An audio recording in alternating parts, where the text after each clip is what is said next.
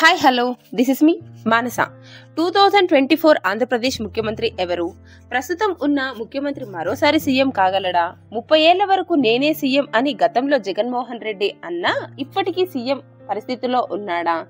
2019 నుండి 2024 ఎన్నికల వరకు జగనన్న చేసిన అభివృద్ధి సంక్షేమాల గురించి, వాటి ద్వారా ఎదుర్కొన్న సమస్యలు ఎటువైపుకు తీసుకువెళ్తాయి? 175 స్థానాలు ఎన్నికల స్థానాలు వస్తే రాజకీయంగా అటు పవన్ కళ్యాణ్, ఇటు చంద్రబాబు నాయుడు, బీజేపీ, మోదీ ప్రభుత్వం తట్టుకొని సార్వత్రిక అసెంబ్లీ ఎన్నికల మగ్గువ జగన్ వైపు వస్తుందా?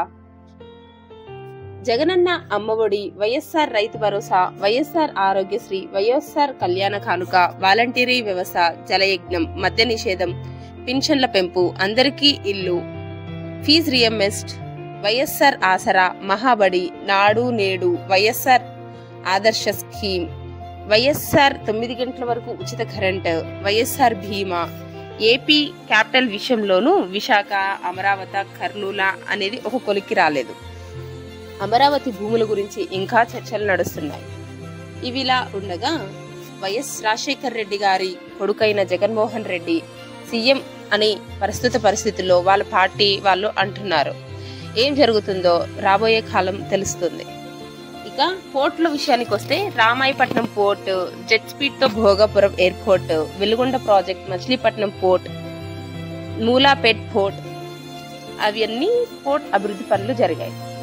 ఆంధ్రప్రదేశ్ శ్రీలంక పాక్లా అవుతుంది అన్న అదర్ పార్టీ వాళ్ళు ఆర్థిక సంక్షోభం ఎదురుకానుంటుంది అని విశ్లేషకులు చెప్తున్నారు. అయితే 2019లో కరోనా సమస్య ఇంకా రాష్ట్ర అప్పుల సమస్యతోటి వైఎస్ఆర్ ప్రభుత్వం అధికారంలోకి వచ్చింది. ఇక ఆంధ్రప్రదేశ్ ప్రభుత్వం కమ్మ, కాపు, రెడ్లుగా నడుస్తున్న కుల రాజకీయం నుంచి ప్రస్తుత పరిస్థితుల్లో ప్రజలు ఎటువైపు మొగ్గు చూపుతున్నారు అనేది తేలాల్సి ఉంది.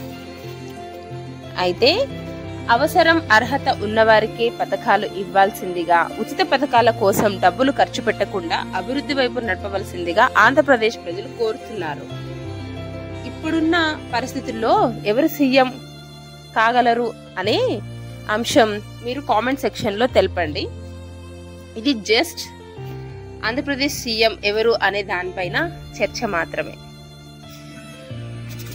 ఈ సార్వత్రిక అసెంబ్లీ ఎలక్షన్ లో ఎవరికి ఎన్ని స్థానాలు వస్తాయి, ఎవరు అధికారంలోకి వస్తారు అనేది తప్పకుండా కామెంట్ లో తెలియజెప్పగలరు.